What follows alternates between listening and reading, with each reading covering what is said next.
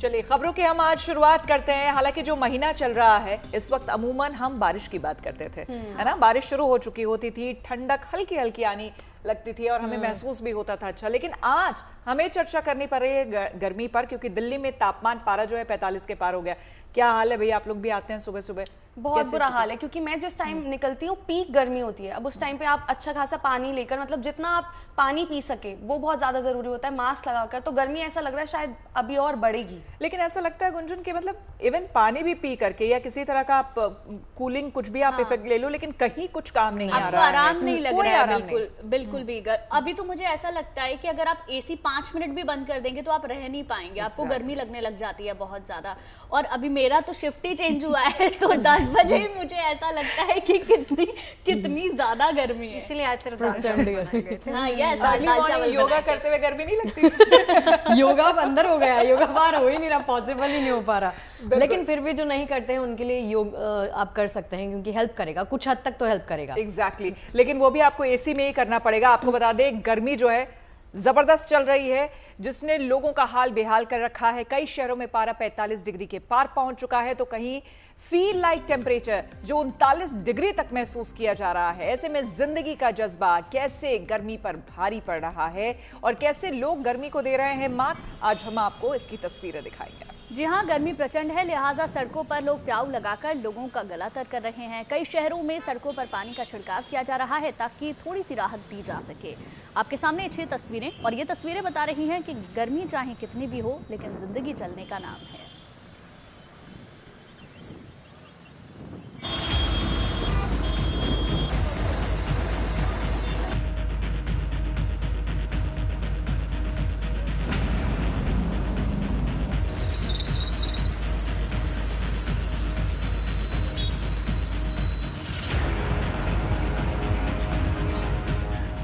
गर्मी के आगे ना तो कश्मीर के इन पहाड़ों की चल रही है, ना ही इस झील से किसी का कुछ भला हो पा रहा है। राहत इतनी भर है कि जहां मैदानों में पारा 45 डिग्री के पार जा पहुंचा है, कश्मीर की वादियों में 35 से 36 डिग्री पारा बना हुआ है। हालांकि ये पारा यहाँ के लिए काफी है, लिहाजा स्कूलों में गर्मियों की छुट्टियां अभी करने पर मंथन चल रहा है। अगर श्रीनगर की बात की जाए तो आज दिन का अधिकतम तापमान 34 डिग्री रिकॉर्ड किया गया, जबकि मौसम विभाग का कहना है कि आने वाले दिनों में 35 से 36 डिग्री तक श्रीनगर का तापमान होगा। पहाड़ों में भी कोई राहत नहीं है, वहां पर भी जिस अंदाज से खुली धूप से लोग जूझ रहे हैं, उस बीच अब मौसम विभाग ने कश्मीर में एडवाइजरी जारी की है कि आम लोगों को सीधी धूप से बचने के लिए उपाय करने चाहिए। जहां एक तरफ लोग और कश्मीर आने वाले पर्यटक इस गर्मी से जूझ रहे हैं, वहीं पर अब स्कूलों में भी सोचा जा रहा है कि क्यों न गर्मियों की छुट्टी की घोषणा पहले ही की जाए, वरना कश्मीर में जून के आखिरी हफ्ते में गर्मी की छुट्टियां होती थी। उत्तर भारत की तरह कश्मीर को भी बादलों का इंतजार है। मौसम विभाग भी इन सैटेलाइट मैप पर नजरें गड़ाए हुए है और मौसम का ये मौजूदा मिजाज बता रहा है कि राहत अभी दूर है। हालांकि 14 के बाद मामूली राहत मिलने की आस है। 15 तारीख से थोड़ा क्लाउडी हो जाएगा, आइसोलेटेड प्लेस पे बूंदाबांदी या गरज चमक के साथ किसी जगह हेवी शावर भी हो सकता है, लेकिन वो उसका चांसेस बहुत कम है कि वो आइसोलेटेड प्लेस पे थ्रू आउट वाइड सेपरेट नहीं होगा। जस्ट पिन पॉइंट उस जगह 2-3 जगह ऐसे चांसेस बन रहे हैं 15, 16 और 17 को। श्रीनगर की तरह जम्मू में भी गर्मी के खिलाफ लोगों ने अपने अस्त्र शस्त्र निकाल लिए हैं। धूप से बचने के लिए छाते की छाया है और गर्म हवाओं से निपटने के लिए हाथों में पानी है। सड़कों के किनारे लोगों ने नेकी के ऐसे प्याऊ भी लगा रखे हैं ताकि गर्मी को परास्त किया जा सके। लेकिन कई ऐसे लोग हैं और स्वयंसेवी संस्थाएं हैं जो कि सामने आई हैं और वो जगह जगह इस प्रकार से पेयजल की व्यवस्था कर रहे हैं, शरबत की व्यवस्था कर रहे हैं, ताकि जो कामकाजी लोग हैं जिनको घर से बाहर जाना पड़ता है उनको पानी मुहैया करवाया जाए। तो एक बहुत अच्छी पहल है। यहाँ पर कई संगठनों द्वारा, कई जो स्वयंसेवी संस्थाएं हैं, मंदिर समितियां हैं, वो सामने आई है और लोगों को पेयजल दिया जा रहा है। खासतौर पर जो लोग कामकाज के कारण जिनको घर से बाहर जाना पड़ता है दोपहर के समय में, उनको काफ़ी दिक्कतों का सामना करना पड़ता है। इसीलिए यहाँ पर कई लोगों ने, कई संस्थाओं ने यहाँ पर पेयजल की व्यवस्था रखी है और लोगों को गर्मी से कुछ राहत मिल रही है। यहाँ पर कुछ लोग आए हैं जो कि यहाँ पानी पीने के लिए आए हैं, हम उनसे बात करते हैं। भाई साहब, आपका नाम? मेरा नाम हरप्रीत है, मैं एक एनजीओ रन करता हूँ। हाँ, तो एज ए एनजीओ का पार्ट होने के नाते इससे बड़ी सेवा इस गर्मी में। यहाँ पर एक और संस्था है जिन्होंने पेयजल की व्यवस्था की। तभी मैं आपको वापस बोल रहा हूँ। सबसे पहले इनको नमस्कार है शिव शक्ति ट्रस्ट को। एक एनजीओ का पार्ट होने के नाते मुझे पता है इससे बड़ी सेवा आज के टाइम में, इस तपती ह्यूमिडिटी में और टेम्परेचर में 44 अबव है। इस बार जम्मू में गर्मी जो जून में मानसून से पहले पड़ रही है, मुझे लगता है इससे बड़ी सेवा, प्रैक्टिकली सेवा आई थिंक कोई हो भी नहीं सकती है। गर्मी से जंग का मोर्चा यूपी के लखनऊ में भी खुला है। मुस्कुराइए, आप लखनऊ में हैं, ये कहने वाले फिलहाल अपना पसीना पोंछ रहे हैं। नवाबों के शहर का सामना सीजन के सबसे गर्म दिनों से है। गर्मी से जंग की इस ठंडी तासीर से लोग जून का रौब ठंडा करने की कोशिश में लगे हैं। गर्मी बहुत ज्यादा हो रही है। देखिए, दुकानदार का भी मानना है गर्मी बहुत ज्यादा हो रही है। यहाँ पर जो कस्टमर है, आप बताइए क्या गर्मी किस लेवल पे जा रही है? एकदम अपर लेवल पे गर्मी जा रही है। ऐसी मतलब ऐसा काम करने का मन नहीं कर रहा है। मतलब जो हमारी मार्केटिंग का, सेल्स का काम है, करने का मन नहीं कर रहा। हम खुद पेड़ के नीचे खड़े हो जा रहे हैं, ऐसी गर्मी है। पानी यानी प्यास बुझाते तो बस वही है, डिहाइड्रेशन ना हो जाए, तो बस वही। देखिए, जो लोग यहाँ पर हैं उनका मानना है कि इस गर्मी में हालात ऐसे हैं कि डिहाइड्रेशन ना हो, इसलिए अपने शरीर को लगातार वो पेयजल दे रहे हैं जिससे कि उनको दिक्कत ना हो। और टेम्परेचर आपको कई अगर जिलों की बात करें, झांसी से लेकर बुलंदशहर और बुलंदशहर से लेकर कई जो पूर्वी उत्तर प्रदेश के शहर हैं, वहां पर इतनी गर्मी है कि टेम्परेचर 43, 44 और 45 डिग्री तक चला जा रहा है। गर्मी के बीच जीवन के संघर्ष की ये तस्वीरें चंडीगढ़ की हैं। धूप तेज है, लिहाजा लोगों ने सिर ढक रखे हैं। झील के किनारे राहत की आस है, लेकिन गर्मी इतनी है कि झील के पानी तक ने सरेंडर कर दिया है। इंतजार अब 14 तारीख का है। इस दिन मौसम विभाग ने चंडीगढ़ में बारिश की भविष्यवाणी की है। मौसम विभाग के अनुसार 14 तारीख की वेस्टर्न डिस्टर्बेंस भी है, लेकिन उससे पहले ये गर्मी एक आफत जरूर लोगों के लिए है। आप देखिए, अगर लोग बाहर भी निकलते हैं, किस तरीके से अपने आप को कवर कर कपड़े वैसे पहनकर और पानी या हाइड्रेटेड खुद को रखकर अपना बचाव कर रहे हैं। लेकिन जो सैर सपाटा या एक मौसम में पहले इतनी गर्मी नहीं थी, तो उस चीज को लेकर अब बदलाव जरूर है और ये गर्मी के चलते हीट वेव का अलर्ट जरूर जारी किया गया है और इसका असर प्रैक्टिकल, चाहे वो 42 सेक्टर की लेक हो, वो बिल्कुल सूख चुकी है, सुखना का पानी कम हुआ है और वहीं गर्मी के चलते सीजन के सबसे गर्म दिन चाहे चंडीगढ़ हो, चाहे पंजाब और हरियाणा हो, दर्ज किए जा रहे हैं। राजस्थान की जमीन सूरज की तपिश में कैसे जल रही है, ये तस्वीरें उसकी गवाह हैं। जयपुर की सड़कों पर पानी के छिड़काव से राहत की कोशिशें जारी हैं, लेकिन सूरज की तपिश इतनी ज्यादा है कि फिलहाल हर इंतजाम नाकाफी साबित हो रहा है। हम जयपुर में देख रहे हैं कि गर्मी से राहत के लिए कई तरीके अपनाए जा रहे हैं। वॉल सिटी में मौजूद अभी हम हैं, जहां पे ये स्मोक वैन्स चलाई जा रही है, जिससे कहीं ना कहीं लोगों को और गर्मी से राहत के साथ साथ जब सड़कें ठंडी हो तो पत्थर से उभरने वाली हीट पे थोड़ा ध्यान दिया जा सके या उसको कंट्रोल किया जा सके। अगर मैं राजस्थान के टेम्परेचर की बताऊं तो प्रदेश में 8 शहर अभी लू की चपेट में है और अगले 2 से 3 दिन गर्मी से कोई राहत की उम्मीद नजर नहीं आ रही है।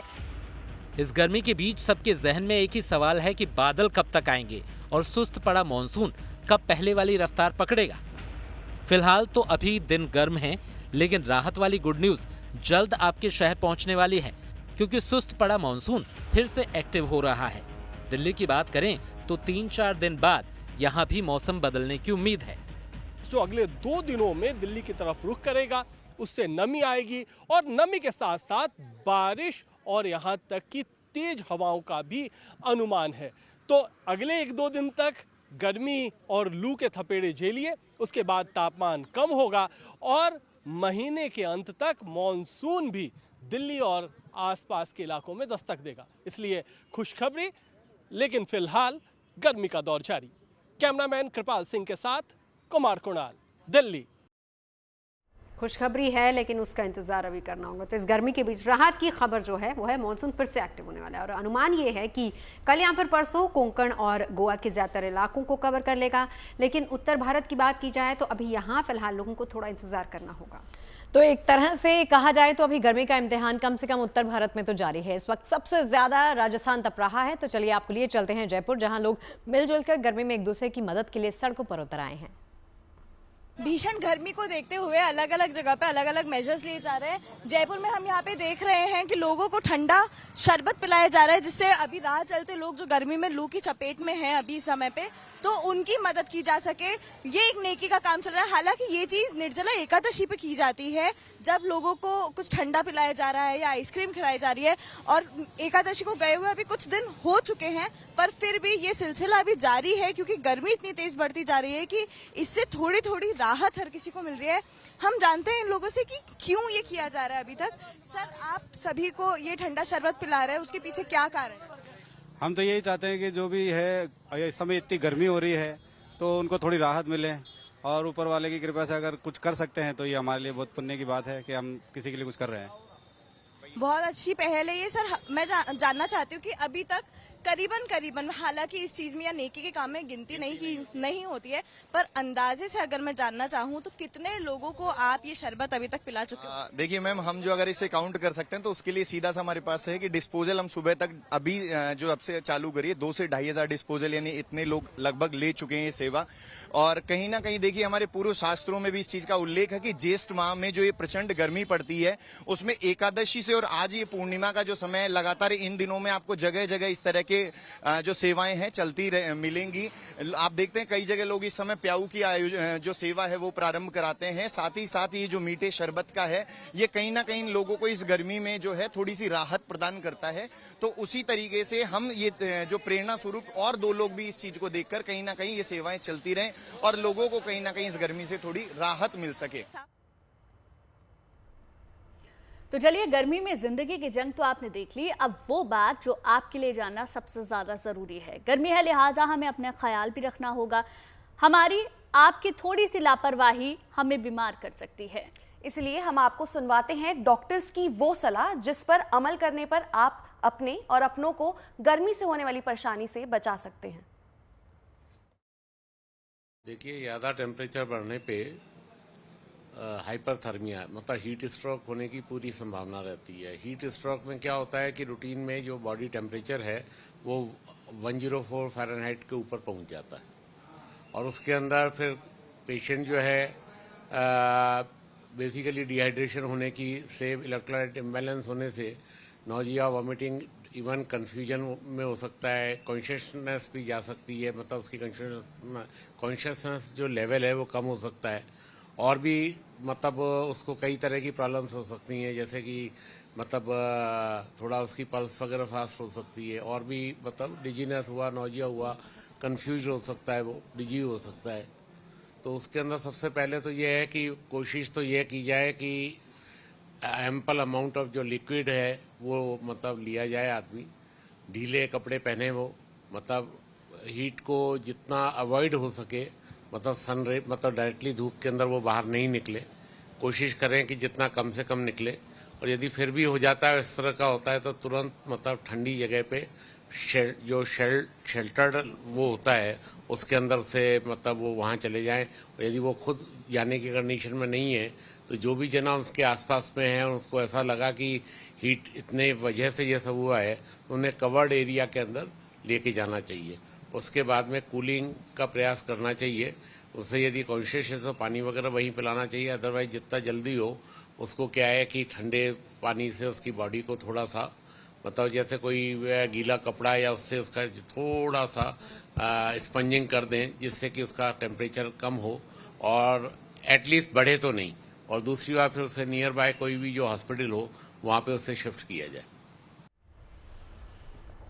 तो ये वैसे सलाह देखिए हर किसी के काम आएगी, आपके भी और हमारे भी, कि अगर आपको लगता है कि किसी को हीट स्ट्रोक लगा है तो उसको ठीक कैसे करना है, तुरंत इलाज कैसे करना है, ये टिप्स डॉक्टर साहब ने दे दिए हैं ना। हीट स्ट्रोक लगे ही ना, उसके लिए पहले तैयारी कर लो, अपने आप को खुद को डिहाइड्रेट करना बहुत जरूरी है। बट सिर्फ वही श्वेता जो आपने बात की थी कि सिर्फ पानी काम नहीं कर रहा है इस टाइम पे, नींबू पानी है जो हम टिप्स दे रहे थे कि गर्मी से कैसे बचाएं, वो सारी चीजें इस वक्त आपके बहुत काम आएंगी। तो देखिए उत्तर भारत इस वक्त भीषण गर्मी की चपेट में हम सभी जानते हैं। ऐसे में इंसान तो राहत पाने के लिए कई तरह से जतन कर ही लेता है, लेकिन बेजुबानों का क्या, जो कुछ नहीं कर पाते। इसीलिए उनका ख्याल रखना किसकी जिम्मेदारी है? हम लोगों की है। और इसीलिए दिल्ली से लेकर लखनऊ तक चिड़ियाघर में ये जिम्मेदारी निभाई जा रही है, जहां पर बेजुबानों को गर्मी से राहत दिलाने के लिए बहुत सारे उपाय किए जा रहे हैं।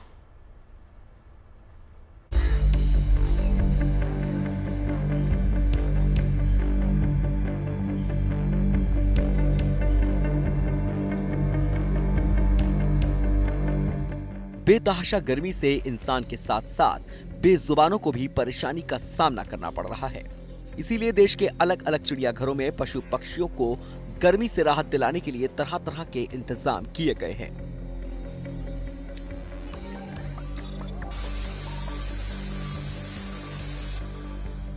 ये तस्वीरें दिल्ली के नेशनल जूलॉजिकल पार्क की हैं, जहां आप देख सकते हैं कि जानवर और पक्षियों के बाड़े में पानी का छिड़काव किया जा रहा है, तो इन्हें गर्मी से बचाने के लिए कूलर भी लगे हुए हैं। इनके लिए बने छोटे छोटे तालाब भी पानी से भरे हुए हैं, जिनमें बेजुबान गर्मी से राहत पाने की कोशिश करते नजर आ रहे हैं। यहाँ के फव्वारे भी अच्छे से काम कर रहे हैं, जिनसे निकलने वाला पानी आसपास के वातावरण को ठंडा रखता है। इसके अलावा यहाँ बेजुबानों के खान पान का भी गर्मी में विशेष ध्यान रखा जा रहा है, ताकि इन्हें किसी तरह की परेशानी ना हो। The diet which contains more water content like seasonal fruits, vegetables and less fat content. At the same time, all the coolers, all the sprinklers, all the water ponds are fully repaired and fully functional. चिड़ियाघर प्रशासन के मुताबिक यहाँ बेजुबानों के इलाज के लिए team भी मुस्तैद है। दिल्ली ही नहीं, लखनऊ के चिड़ियाघर में भी बेजुबानों को गर्मी से बचाने की पूरी व्यवस्था की गई है। बाड़ों पर बांस और खसखस की चटाई लगाई गई है। पंखे और कूलर के इंतजाम भी किए गए हैं। इसके अलावा स्प्रिंकलर से ठंडा वातावरण सुनिश्चित किया गया है। यहाँ जो जल स्रोत हैं, उन्हें भी नियमित रूप से भरा जा रहा है, ताकि वातावरण को ठंडा रखा जा सके। लखनऊ के इस जू में गर्मी के चलते बेजुबानों के खान पान में भी बदलाव किए गए हैं, जिससे हाइड्रेशन और पोषण का संतुलन बना रहे। जो चटाइयाँ होती हैं बैम्बू की और जो खस की चटाइयाँ होती हैं वो लगाई जाती है, ताकि उनके बाड़ों में डायरेक्टली सनलाइट ना पहुंचे, और स्प्रिंकलर से उनको पानी लगातार दिया जाता है ताकि वो ठंडे रहें। देखिए, खान पान में बदलाव की अगर बात करें तो विंटर्स में जिन एनिमल्स को हम नट्स और बाकी चीज़ें देते हैं, उसकी जगह हम अधिक से अधिक फ्रूट्स और जूसी वेजिटेबल्स दे रहे हैं, जैसे आपका खीरा, ककड़ी और इस तरह के वेजिटेबल्स होते हैं, ताकि पानी की कमी को और आपका जो न्यूट्रिएंट बैलेंस है वो बना रहे। भीषण गर्मी इन बेजुबानों को कहीं बीमार न कर दे, इसलिए चिड़ियाघर प्रशासन इसका पूरा ख्याल रख रहा है। Bureau report, good news today. गर्मी के दिनों में अमूमन घर पहुंचते ही सबसे पहले हम क्या करते हैं? एसी का रिमोट खोजते हैं। कुछ लोगों को एसी के बजाय कूलर की हवा रास आती है। मतलब ये कि बिना इन इंतजामों के आप उत्तर और पश्चिमी भारत में मई जून नहीं काट सकते, बेहद मुश्किल है। कुछ लोग तो अपने एसी का टेम्परेचर इतना कम कर देते हैं कि दिल्ली में शिमला जैसा आपको एहसास होने लगता है। लेकिन अब सरकार ने इस टेम्परेचर पर लिमिट का फैसला कर लिया है। तो क्या है एसी टेम्परेचर को लेकर सरकार की पहल, और इस पहल को क्यों जरूरी माना जा रहा है, चलिए जानते हैं।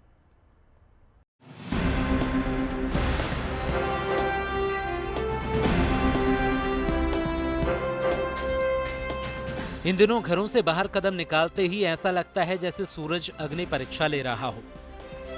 सभी की कोशिश रहती है कि दोपहर के वक्त घरों से बाहर ना निकलना पड़े। अगर निकलना पड़े भी तो कोशिश यही कि जल्द से जल्द एसी या कूलर की हवा में लौट जाएं। जैसे जैसे गर्मी का सितम बढ़ रहा है, वैसे वैसे बड़े शहरों से लेकर छोटे कस्बों तक एसी का इस्तेमाल भी बढ़ा है।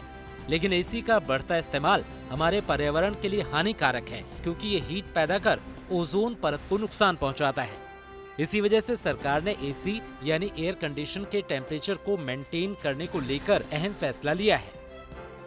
जिसके तहत एसी का तापमान 20 डिग्री से 28 डिग्री तक रहेगा। यानी ठंडक के लिए तापमान 20 डिग्री से कम और गर्मी के लिए 28 डिग्री से ज्यादा नहीं कर सकेंगे। बहुत से देशों में पहले से ही ऐसे स्टैंडर्ड मेंटेन है, जैसे जापान में एसी का तापमान 26 डिग्री स्टैंडर्डाइजेशन किया हुआ है, वहीं इटली में ये 23 डिग्री है। जहाँ तक एयर कंडीशंस की स्टैंडर्डाइजेशन, टेम्परेचर स्टैंडर्डाइजेशन, ये भी एक नया प्रयोग, नया एक प्रावधान ये किया जा रहा है। इसको बहुत जल्दी लागू करने जा रहे हैं। अब एसी का जो टेम्परेचर स्टैंडर्डाइजेशन है 20 डिग्री से 28 डिग्री रहेगा, यानी 20 डिग्री से नीचे हम उसकी कूलिंग नहीं कर सकेंगे और 28 डिग्री से ऊपर वार्मिंग नहीं कर सकेंगे। इस प्रकार का एक पहली बार इस प्रयोग को किया जा रहा है।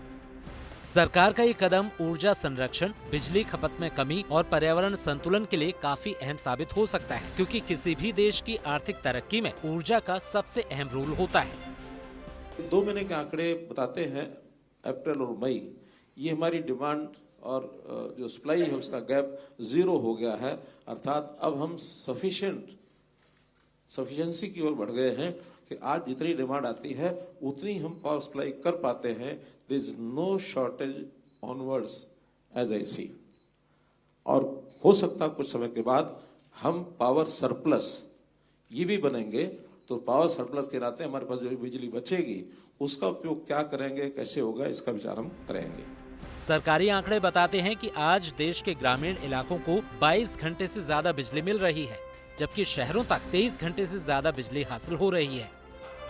यस, इस तरफ सोचने की शुरुआत हो गई है, ये बहुत अच्छी बात है, क्योंकि लोग सर्दियों में अपने घर को इतना, गर्मियों में इतना घर को इतना ठंडा कर देते हैं कि रात को हल्की रजाई लेके सोते हैं, और गर्मियों में इतनी हीटिंग करते हैं ताकि घर में टी शर्ट पहन के घूम सके। सो ये जो सिस्टम है कि भाई आपका जो एटमॉस्फेयर कंट्रोल जो है, वो जो है क्लाइमेट कंट्रोल जो है, वो बड़ी प्रॉब्लम है, बिकॉज उससे पावर की खपत बहुत ज्यादा होती है। ये एक नेशनल रिसोर्स है, ये एक ऐसे कमोडिटी की चीज नहीं है, एक ऐसी कमोडिटी नहीं है कि भाई मैं बड़ी गाड़ी ले रहा हूँ या छोटी गाड़ी ले रहा हूँ या कैसे ले रहा हूँ, बिकॉज ये जितना ज्यादा ये करेंगे तो वो आपकी खपत जो है वो दूसरों की लाइफ को इम्पैक्ट करती है। ऐसे में अब सरकार ने एयर कंडीशन के टेम्परेचर को संतुलित कर पावर मैनेजमेंट के साथ पर्यावरण रक्षा का प्लान बनाया है, जिसका सकारात्मक असर आने वाले सालों में दिखाई देगा। Bureau report, good news today. चलिए, और अब आपको जगन्नाथ रथ यात्रा का उत्सव हम दिखाते हैं। देखिए, पुरी में भगवान जगन्नाथ की रथ यात्रा से पहले स्नान यात्रा में बड़ी संख्या में भक्त शामिल हुए। यहाँ रथ यात्रा से 15 दिन पहले भगवान जगन्नाथ को पवित्र नदियों के जल से स्नान कराने की परंपरा निभाई गई। तो वहीं गुजरात में भी स्नान यात्रा परंपरा का पालन किया गया और इसी के साथ यहाँ आज से भगवान जगन्नाथ की रथ यात्रा का उत्सव शुरू हो गया।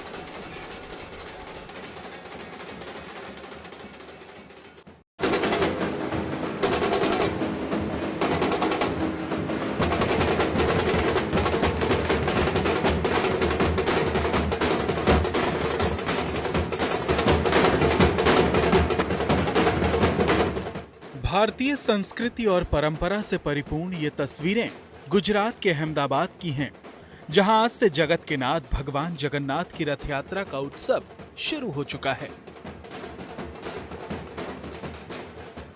भगवान जगन्नाथ की इस जल रथ यात्रा में भक्तों का जोश और उत्साह देखते ही बनता है। क्या संत महंत, क्या आम जन, सभी अपने आराध्य भगवान जगन्नाथ की सेवा में लगे हैं, क्योंकि यहाँ जगन्नाथ रथ यात्रा से पहले हर साल जल रथ यात्रा की परंपरा निभाई जाती है और इस बार भी ये परंपरा पूरे विधि विधान के साथ निभाई जा रही है। महिलाओं की कलश यात्रा से इस उत्सव की शुरुआत हुई, जिसमें महिलाएं अपने सिर पर 108 कलश लेकर निकली और जगन्नाथ मंदिर से साबरमती नदी तक पैदल यात्रा पूरी की और फिर यहाँ से कलश में साबरमती का पवित्र जल भरकर यात्रा वापस भगवान जगन्नाथ मंदिर की ओर निकल पड़ी। इस कलश में अलग अलग तीर्थ स्थलों के जल के साथ चंदन, गुलाब, घी और दही का मिश्रण भर भगवान जगन्नाथ को स्नान कराया जा रहा है। जगन्नाथ जी की इस जल यात्रा महोत्सव में अनेक संतों महंतों की उपस्थिति में, राज्य के महानुभावों की उपस्थिति में आज खूब आस्था और श्रद्धा के साथ आप देख रहे हो सभी लोग इस यात्रा में जुड़े हुए और खूब आनंद उत्साह के साथ इस जल यात्रा का प्रारंभ हो चुका है। भगवान जगन्नाथ की जल रथ यात्रा की दिव्यता और भव्यता का अंदाजा इसी बात से लगाया जा सकता है कि भगवान के रथ की अगुवाई खुद गजराज कर रहे हैं। मान्यता है कि कलश जल रथ यात्रा के साथ ही भगवान जगन्नाथ की रथ यात्रा की शुरुआत भी हो जाती है। कहा जाता है कि रथ यात्रा के 15 दिन पहले स्नान के बाद भगवान जगन्नाथ बीमार पड़ जाते हैं। उसके बाद भगवान 15 दिन के लिए एकांतवास में चले जाते हैं, जिसे अनासर कहते हैं। और फिर भगवान जगन्नाथ के ठीक होने के बाद नैनासर उत्सव मनाया जाता है, जिसे जगन्नाथ रथ यात्रा कहा जाता है। इस दौरान भगवान जगन्नाथ अपने भाई बलभद्र और बहन सुभद्रा के साथ रथ पर सवार होकर श्री मंदिर से गुंडीचा मंदिर तक यात्रा करते हैं। हर साल देश के अलग अलग शहरों में भगवान जगन्नाथ की रथ यात्रा निकाली जाती है। पुरी के जगन्नाथ मंदिर से लेकर कोलकाता, अहमदाबाद समेत कई शहरों में रथ यात्रा उत्सव का शुभारंभ हो गया है। हर साल आषाढ़ माह के शुक्ल पक्ष की द्वितीया तिथि को भगवान जगन्नाथ अपने भाई और बहन के साथ रथ पर सवार होकर नगर भ्रमण पर निकलते हैं। इस बार दिव्य और भव्य जगन्नाथ रथ यात्रा 27 जून से शुरू होगी, जो अगले 9 दिनों तक चलेगी। जगत के पालनहार भगवान जगन्नाथ की सवारी अब पूरी तरह से तैयार हो गई है। पुरी से लेकर अहमदाबाद तक जगन्नाथ रथ यात्रा को लेकर भक्तों की चहल पहल बढ़ी हुई है। हालांकि प्रशासन की ओर से भी सुरक्षा के लिहाज से तमाम एहतियात बरते जा रहे हैं। गुजरात पुलिस ने मुख्य रथ यात्रा उत्सव के दौरान किसी भी भगदड़ जैसी स्थिति को रोकने के लिए पूरी तैयारी कर ली है। ड्रोन और एआई कैमरों के जरिए स्क्रीनिंग कर भीड़ को नियंत्रित करने का प्लान बनाया गया है, ताकि किसी भी भक्त को जगन्नाथ रथ यात्रा के दौरान किसी भी असुविधा का सामना न करना पड़े। फिलहाल तैयारियां पूरी हो चुकी हैं और जगन्नाथ रथ यात्रा उत्सव का शुभारंभ भी हो चुका है। और अब भक्तों को आषाढ़ माह के शुक्ल पक्ष की द्वितीया तिथि यानी 27 जून का बेसब्री से इंतजार है, जब भगवान जगन्नाथ रथ पर सवार होकर नगर भ्रमण पर निकलेंगे और भक्तों को उनके आराध्य भगवान जगन्नाथ के दर्शन पूजन का सौभाग्य मिलेगा। Bureau report, good news today. College में पढ़ाई लिखाई के साथ साथ छात्र सबसे ज्यादा अपने करीबी रिश्तों को लेकर परेशान होते हैं। अक्सर छात्र कॉलेज में जलन और ब्रेकअप जैसी समस्याओं से जूझते हैं, लेकिन अब छात्रों की समस्या को दूर करने के लिए दिल्ली विश्वविद्यालय एक नया कोर्स शुरू करने का फैसला ले रहा है, जिसका नाम है नेगोशिएशन इंटीमेट रिलेशनशिप होगा। और इस कोर्स में 4 चैप्टर भी होंगे। चैप्टर 1 में मित्रता और घनिष्ठ संबंधों का मनोविज्ञान, इसमें दोस्ती कैसे बनती है, कैसे ये रिश्ते रोमांटिक या शादी तक पहुंचते हैं, इसके बारे में पढ़ाया जाएगा।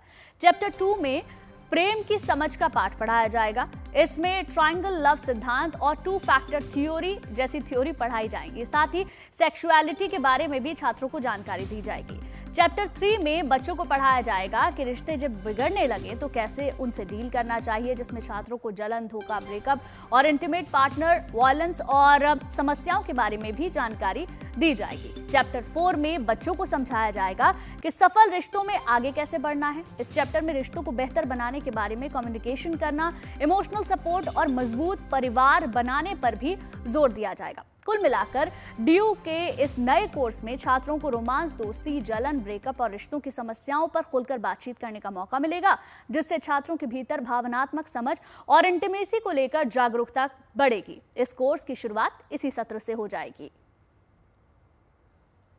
बेसिकली जैसे जैसे हमारा समाज बदल रहा है, तो हम जो इकट्ठा परिवार था वो अब एकल परिवार होता जा रहा है। तो ज्वाइंट फैमिली से हम न्यूक्लियर फैमिली होते जा रहे हैं। पहले जब ज्वाइंट फैमिली होते थे तो उसके अंदर कई सारी चीजें होती थी।